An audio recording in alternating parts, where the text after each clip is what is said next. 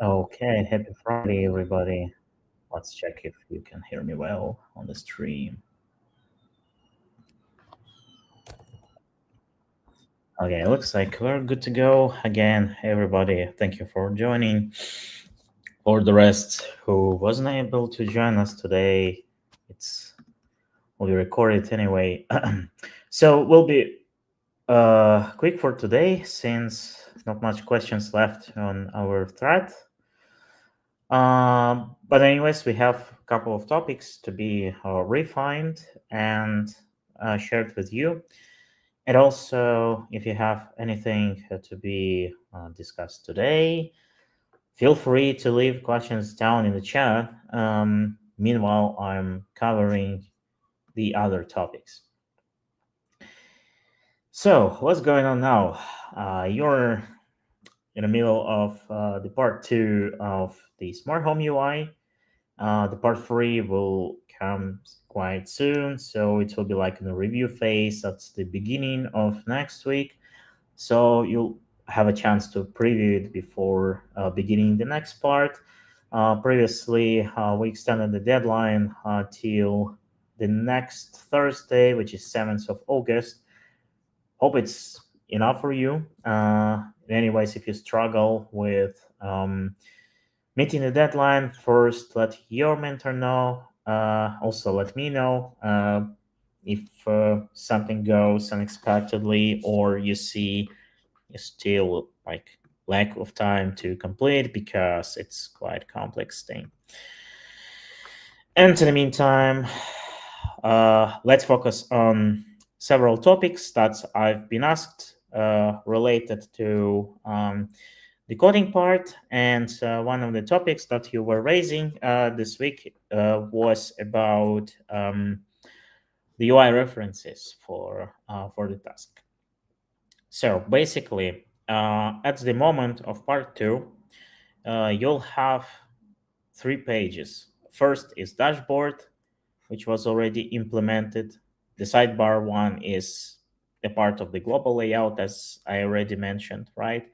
So we count the dashboard as one page, which consists of the tab switcher and the card itself. Um, then the login one, which was given to you and not found. So basically, as of now, you'll have three pages to implement.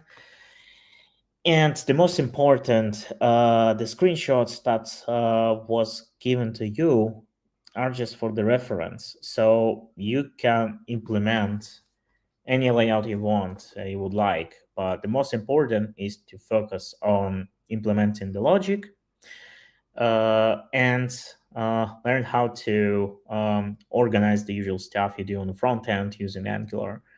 So basically, I thought that's should be enough for you, like at least to take a reference and kickstart you up. The only question probably that was remained unanswered is about the sidebar.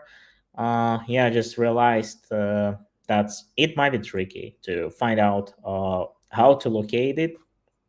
So if that's a course, just take the simplest solution possible. The main focus is not the layout. Just keep it in mind when doing the task. If you see like you have no idea how to implement something like the toggle for sidebar on mobile view, you could do a very simple solution like having a fixed button like on the top or on the bottom, or you could collapse the sidebar, which also will be counted as like hiding it. That's also an option.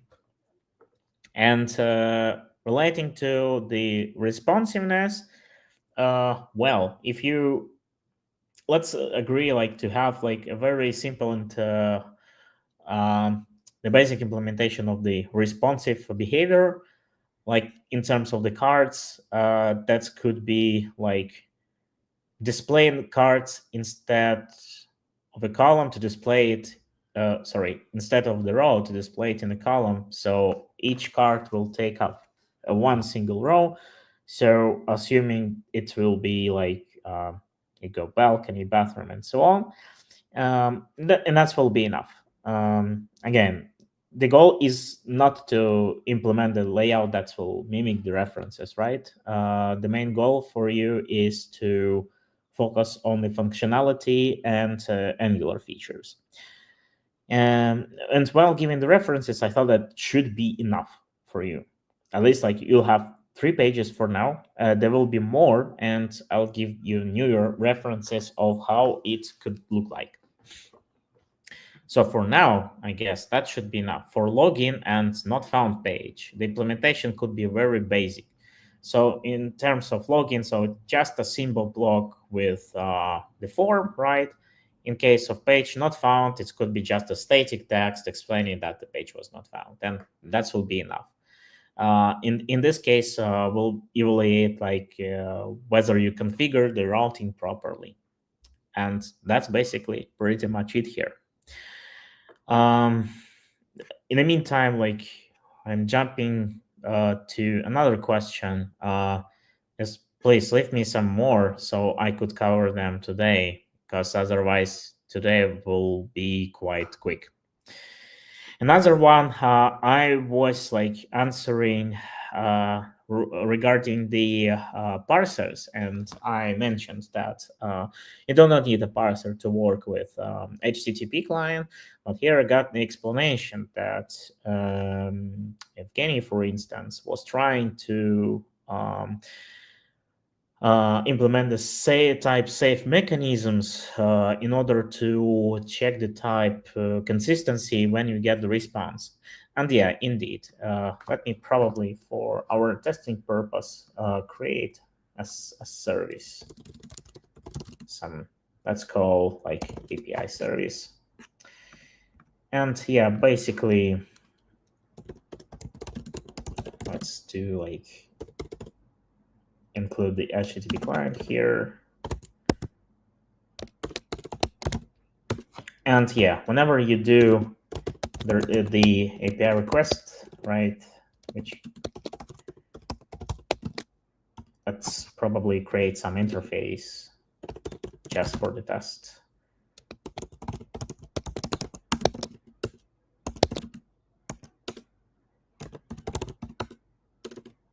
And here. So just at least to have some of the interface here. So we mark it that it should return observable containing the data that we anticipate. So then how to satisfy the return type, and basically it is strongly recommended to mention the return type specifically and explicitly for you. So the code that you implement for the method must return the data with the given return type. So you give it more protection mechanism for your types. Going back to our HTTP request, so it will be like get. Then we provide some sort of API URL. So for now, we do not provide anything, and if we do as this, then it will say that the object is not assignable to the type. Okay, we add in the generics, and that works as intended. So that should be enough. And now let me explain why most likely you will not need any parsers, checkers for your schema types. Is because when developers implement the backend and provide the documentation for the client, they already have the contract. The contract is the list of properties and their types that the backend is obliged to return, which means there will be no any deviation. So when you see the documentation, so it means like the backend sticks strictly to the contract. And in vast majority of cases, the extra validation is unnecessary and will not make any sense, especially in enterprise. In enterprise, you'll have like Um, Several types of tests, including unit tests, and one of them is could be contract tests or integration tests. So it could be called differently. So whenever the enterprise backend, let's say, uh, publishes new changes, so it automatically checks for the tests implemented. So you're familiar mostly with unit tests, but there are more tests.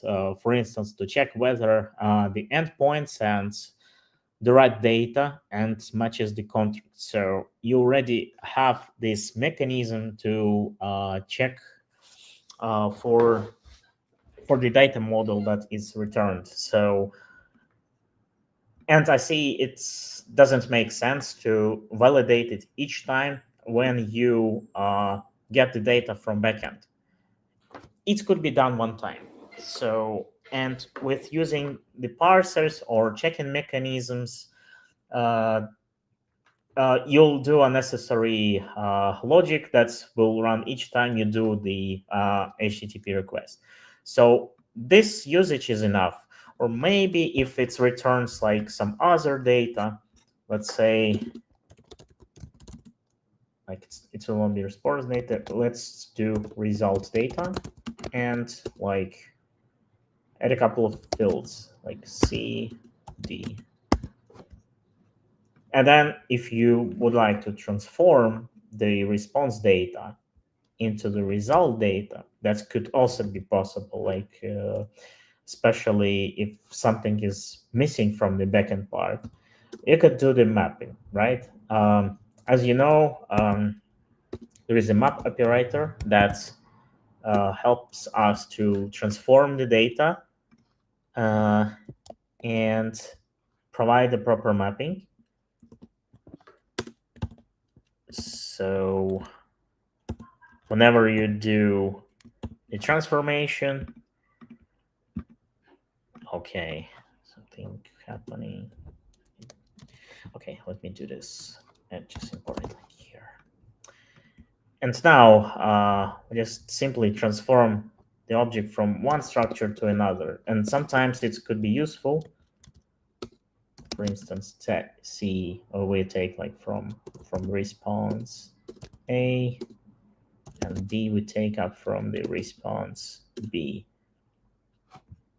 And because for some of them we specified this should be a number, then okay, we just do a typecasting, assuming that we'll pass a number. Okay, let's see. Okay, number we have for sorry, it should be string. You can cast it by any means. Well, usually, for the sake of code style, um, me and my teammates on the project recommend to use explicit typecasting instead of like or maybe we can do this with the template string. It's also possible. Um, in case of the strings, it could look like this.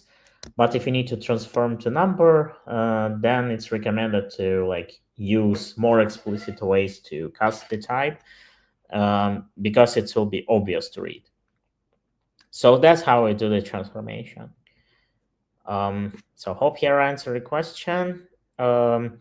In the vast majority of cases, even on enterprise, like custom parsers or schema validators is unnecessary because the validation is most likely is already done on the test level, and it's already checks for the contract whenever it comes to like deploying the new changes for the backend. So hope here we are clear. And this one, do we need to do a separate deployment for each task? No. I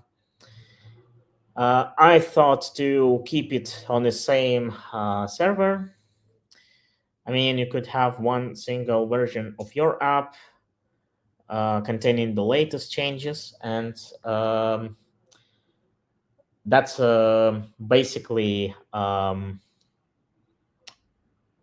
what I initially thought. Let's say you encounter the case when, for instance, your mentor is not able to check your work on time, or it takes more time than expected. Um, I would still say we should stick with only one deployment for each task.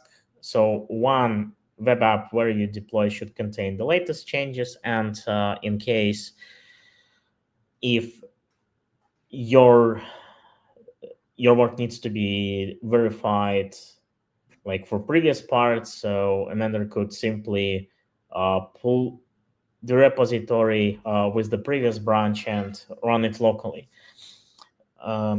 So in the majority of cases, that should be enough. Let's see other ones. So hope I answered here. And we're clear with the layout. I see your question. Should sidebar be shown on 404 page for authenticated users? Yes, it should be shown. If we look at the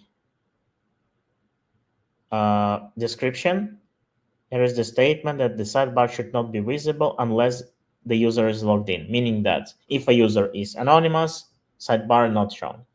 If a user is logged in, the sidebar is shown. So I hope we are clear here. I'm not sure whether you need other things to be probably walked through or answered.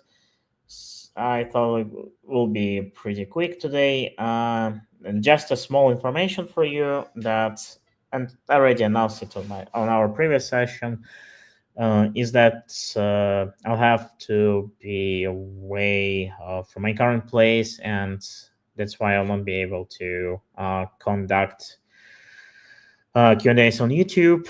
But let's agree to stay in touch on Discord. So in case if you run in any troubles or you need to refine something, especially I'll post announcements about the new part of the task. So let's keep it on Discord, but I'll not be able to answer immediately. I will take some time during a day to answer all of the questions. So let's keep in touch here. And I'll be back to my primary location in 2 weeks. So it will be 18th of August. So starting there, I will continue conducting our sessions on YouTube. Let's see, new one. Should links inside sidebar menu change depending on active tab ID? No, because the links in sidebar represent the dashboard. Let's review the structure that we have for our data and the logic that we'll be sticking to. I guess we're clear with login. We covered it in our previous session. Let's mostly focus on dashboards. So to display the links in the dashboards, you need to perform this API request, where we get the array with the basic info of the dashboard, which includes ID, title, and icon. The same you should display here. So there is no any connection between the tabs and the sidebar, right? Because the sidebar displays you the dashboards, but not the tabs. So each tab resides on the dashboard object itself. So whenever you click on the dashboard right here, you'll do the request with the given dashboard ID that you take from the previous one. And here are your tabs. So each tab will have its own list of cards, which you'll be rendering depending on which tab is selected. So to sum up, the links inside sidebar will not depend on active tab ID because the tab ID is a part of one particular dashboard. And the purpose of the sidebar is to display the list of all dashboards available on the application. And those ones should be links. So you will get all the dashboards here, like calling the API/dashboards, you'll get it here. And whenever you click, for instance, overview, you pick its ID, incoming ID from the backend, and replace the dashboard ID param with the ID you've selected. So in that way, you load the current dashboard. So, and it could be also organized with root param IDs. So that's why when describing the road, so let me try finding it. Okay, maybe I can do dashboard slash, here it is. So whenever you do this route navigation, so you'll already have the dashboard ID. What will be the logic here? Actually, that's a good one to refine. The links here will be just anchor links when you provide the router link. So you simply do the router link there. Okay, yeah, simply do the router link to the given URL. So in your case, it will be like the dashboard ID.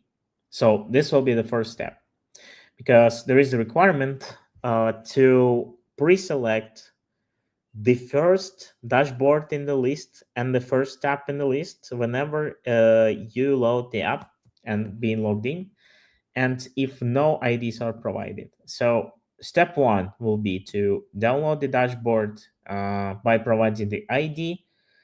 Then you'll get the response. So maybe to make it more comfortable to show it, I'll do this. And let's see.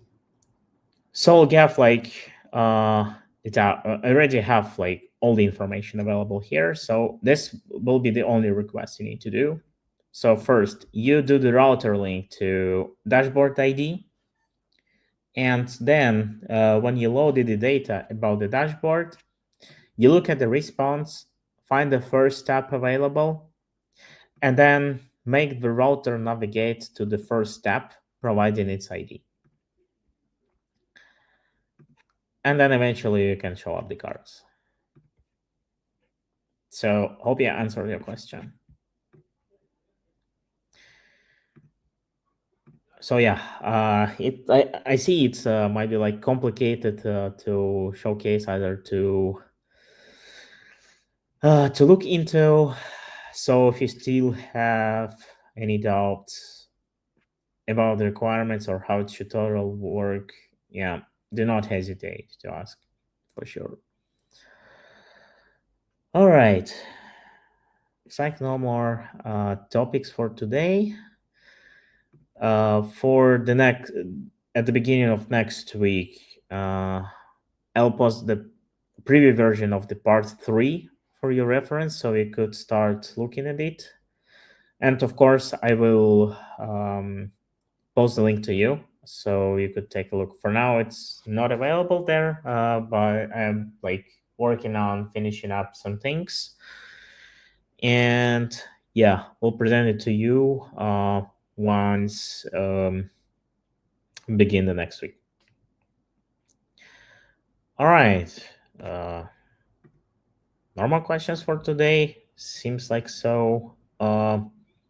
Let's give a chance like for 1 or 2 minutes for another ones, or otherwise we could wrap up. Just keep in mind that there will be no Q&A sessions within next 2 weeks, because I will not have like any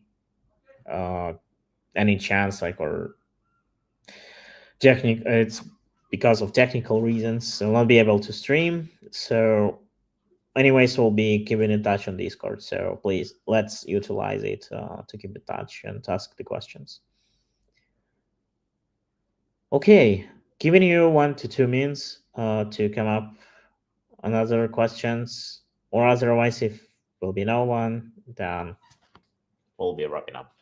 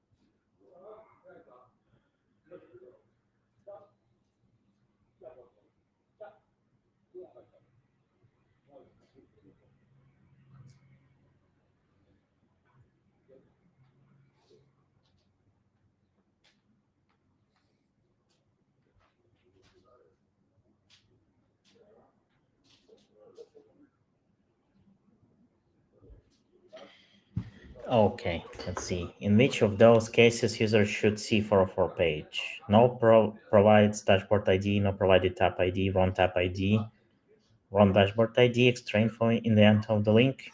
Okay, so if you don't provide the dashboard ID or tap ID, um, it should be pre-selected based on the response. Let's have a look at the requirements. Um, um, okay, let's see. Yeah, if dashboard or tap ID is missing or invalid, use the first available values from the backend. So the 404 page will not be related to either missing or invalid route ID. So if you don't provide it, then you should implement the logic to pre-select the first available dashboard ID and tap ID from the responses. So the not found page will be triggered on any other unrecognized route. So instead of dashboard, if you provide something else, then it should lead to not found. So that's the case.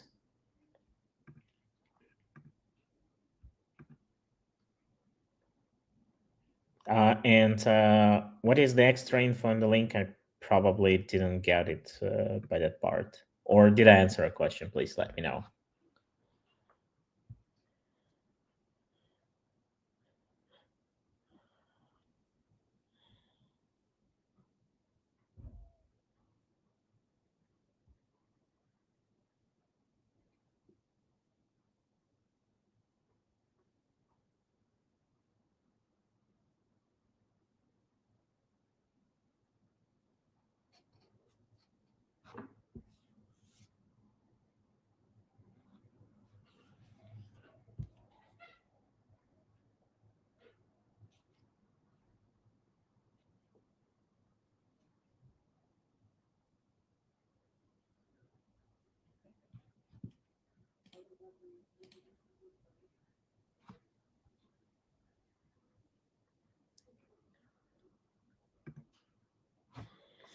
Okay, it looks like it's been answered, or I don't know if you're typing, just will give you a chance to type in whether it's been answered or not.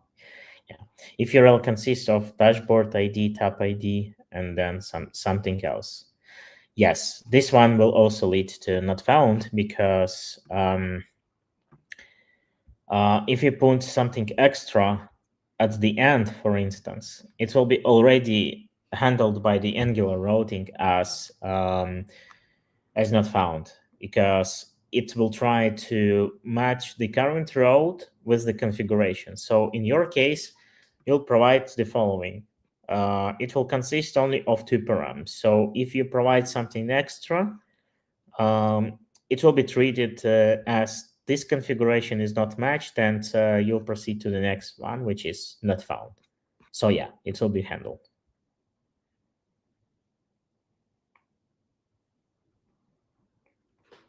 So now I get it, and looks like we are good with your case.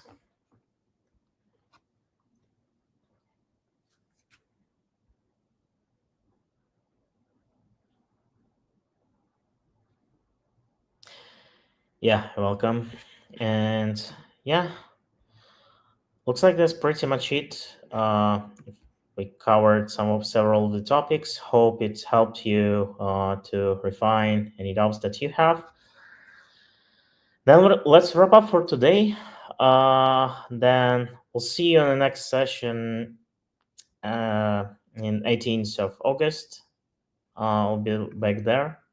By that time, I'll still be available on Discord with some limited availability, let's say, but I'll still will keep monitoring like at least once per day if you have anything else to be asked. So just make sure you tag my name. So for sure, I will pay attention to your message.